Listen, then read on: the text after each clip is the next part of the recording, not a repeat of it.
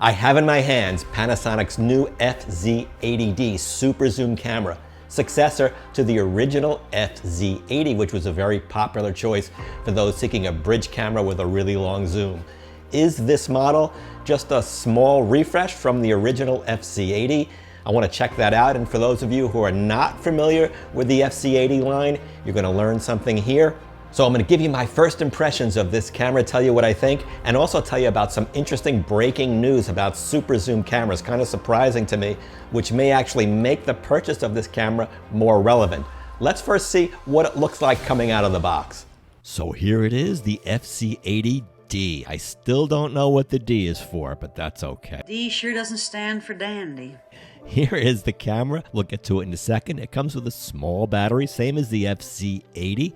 We get a lens cap with a string, not an integrated electronic lens cap. Not a dedicated battery charger. You have to use a USB cable and a plug. Upside down instructions until you turn it right side up. And a basic strap. The camera itself has essentially the same design as the original FZ80. They just changed a couple of things which we'll get to, but it's a small, attractive camera with a nice size grip and a screen which doesn't tilt. So I'm going to give you my first impressions and also going to show you some sample photos and videos from this camera. But first, breaking news. It was announced on SonyAlphaRumors.com that the RX10 Mark IV, Sony's flagship bridge camera super zoom, is going to be discontinued soon. Now, we've heard rumors like this in the past. Nobody really knows for sure. It's just a rumor. But that would be disappointing because this was considered Sony's best super zoom. Matter of fact, probably the best quality super zoom that's out there. Also, what was shocking to me is I just recently learned Panasonic discontinued very quietly their popular FZ300, which was a really good camera that I reviewed and actually gave the RX10 Mark IV a run for its money. So that eliminates two options for bridge cameras, so we got to take this camera seriously, and this is a serious camera with a 60 times zoom. Now, one thing they changed is this button right here. That's now a zoom assist button, and this is designed to help you reacquire your subject in case you lose it. So by pressing and releasing the button, it zooms the camera quickly back out and then back in again. They thankfully revamped the little focus knob on the viewfinder, which on the older model was always moving accidentally, and they made the viewfinder a lot clearer, a lot bigger, and it shows. It's really nice and sharp and clear. To my eyes, the rear screen also is improved. Well, it has a higher resolution. It's nice and bright and sharp. Like the older model, though, there is no eye sensor, so to go from the viewfinder to the screen, you have to press a button. Mostly every other camera has a sensor, but a lot of cameras these days don't have integrated flashes, and fortunately, this one does. The camera has a small sensor. It's under $500. It's known as the FZ80D in Europe. And for a sub $500 camera, you have a whole array of controls on the dial. You have automatic if you want to shoot, program auto, you can change your aperture value, shutter value, you can also do full manual in photos and in movie, and you have some custom buttons as well. The camera has a hot shoot, but there is no mic input. And the lens goes from an ultra wide 20mm to 1200mm in full optical zoom. There's a micro HDMI port, and they changed the charger to USB-C, and you can also use external power, and you can see the light here when charging. There's a lot of options to set your image size. I recommend the largest size. You might as well get the best quality, and you can shoot in RAW. My last video, I was mistaken. I said you could not shoot in RAW. Shame on you. You can shoot in 4K photo mode. You can extract images from a 4K movie. You can also do, did that say time-lapse? Yes, it can. Stop motion animation, if that's your thing. You can set your ISO range, your ISO limit. There's an intelligent zoom for extra reach, 2 different stabilization settings. I recommend you experiment with that. You can shoot video in 4K 30 or 1080p 30 or 60. And in the video menu, you can also have 2 speeds of high-speed recording for slow motion. Get ready to see a lot of examples in both photos and video of this camera in the streets of New York. Continuous shooting mode. Can you hear the shutter sound? Just wasted a lot of pictures, but that's all right. Let's go birding in Midtown Manhattan.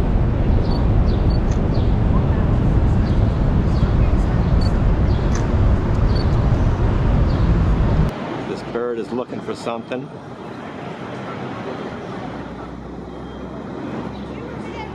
But you can see how far back we actually are. Now the zoom range is really impressive. I want to show you the stabilization. And there is a bit of like a wobble or a shake when you're at the full zoom that you should be aware of. When you're shooting 4K video, you actually get in tighter than 1200 millimeter equivalent. It's 1680 millimeters equivalent. That compared to 1200 millimeters when you're shooting photos. It's really like carrying around the telescope. You want to see some flowers from a distance? Well, here you go. But you can also shoot those flowers up close. The FZ80 offers a nice close focusing distance too, if you want to get in close to these flowers. You can even zoom in.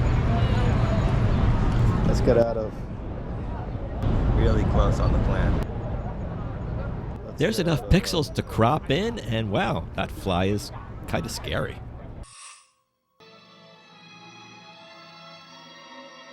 See that clock over there? Let's take a close look at that clock.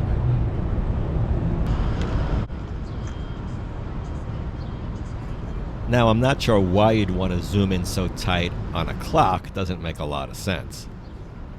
Maybe I have too much time on my hands. Now, let's face it, you're not going to buy this camera to shoot clocks. So we're in New York City, and we have to simulate what it would be like to shoot wildlife. So let's imagine that this woman's tattoo is some form of wildlife, and you'll try to get the idea of what I mean. So here's another example. In a distance, there's a cougar. And now with that zoom, don't you feel like you're on safari? Passing by the Trump Tower building. In this case, I think a video is worth 1,000 words. All shot with the FZ80D.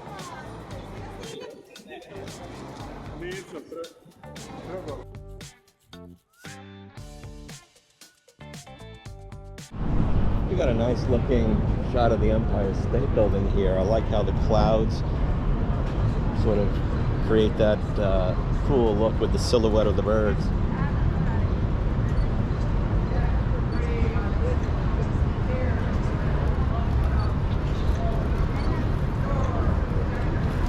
Shot. Oh well, that's nice with the sun flare. I think that's a nice looking picture. What do you think? Oh, the bird flew away. That's cool, right?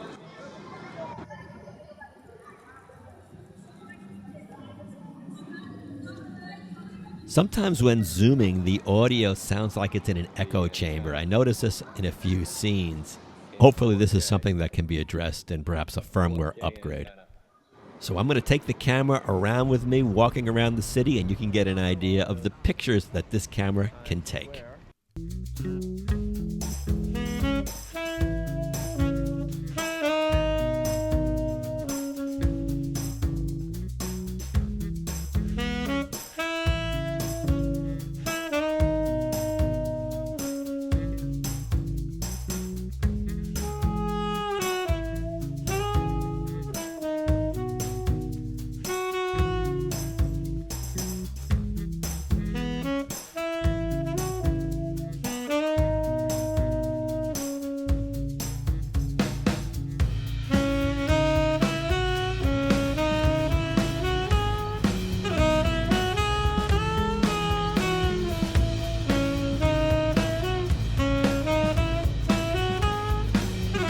So one of the challenges of shooting in a busy city is all the cars that get in the way. Like there's a woman with some nice sunglasses across the street. I wanted to get a shot of her, but a car just went right in the middle.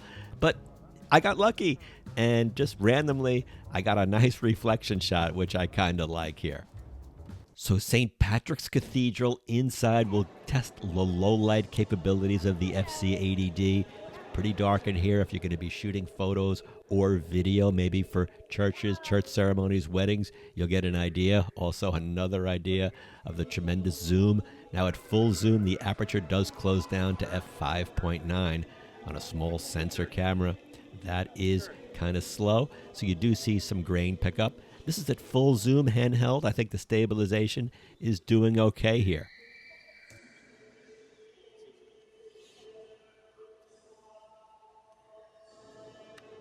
If you want to see a full review on the FZ80, check out my other video. It goes into complete details on the functions, the features, the bells and whistles, and since it's essentially the same camera, you'll get a lot of information from that one.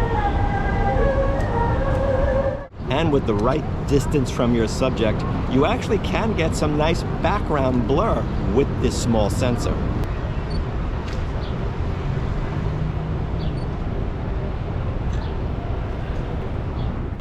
Shooting with the camera all day, I appreciated the upgrade in the electronic viewfinder. It's definitely better than the previous model, but not having the eye sensor can cause you to miss a shot, because if you were using the screen and you forgot to switch to the viewfinder and then you see something really fast and you put the camera to your eye, you missed a shot. You lose time.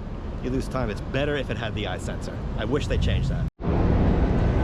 So even though this button is needed to press from the viewfinder to the view screen, if you're in playback mode, it automatically knows that you are that you want to see it on the screen. So that's a plus. And as far as glare goes, even in a sunny day, I was able to make out the view screen. But the screen, it looks like it's definitely easier to see in bright sunlight. In full wide angle, if your subject is near the edge of the screen, there is some distortion, as you can see, so be careful about that when you compose your shots with people. Now, the camera has some scene modes to make some colors pop more, like this is just without a scene mode. This is with bright blue sky mode. And if you want to get rid of all saturation, there's a black and white mode, which works pretty well. I think it gives you some creative options in this camera. You don't have to spend time editing your photos later if you know you want to shoot in black and white.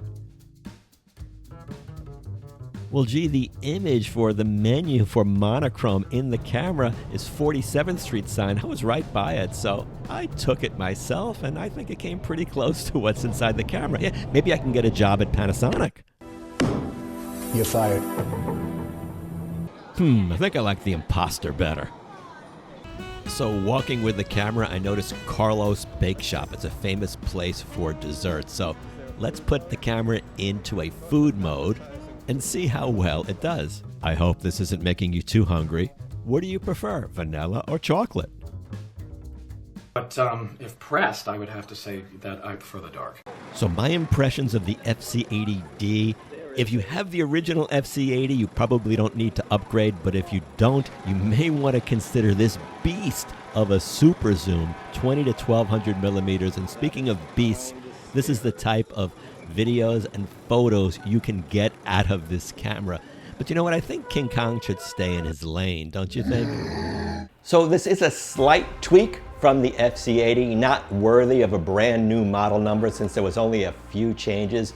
To me, the biggest one is the viewfinder, because that's something that you're going to be using all the time, and it really is a lot bigger and a lot clearer. And it's nice having that USB-C charging as well. That zoom assist I could see coming in handy too. So there are some changes with this, and I applaud Panasonic for at least increasing their bridge camera line, even though they dropped the FZ300.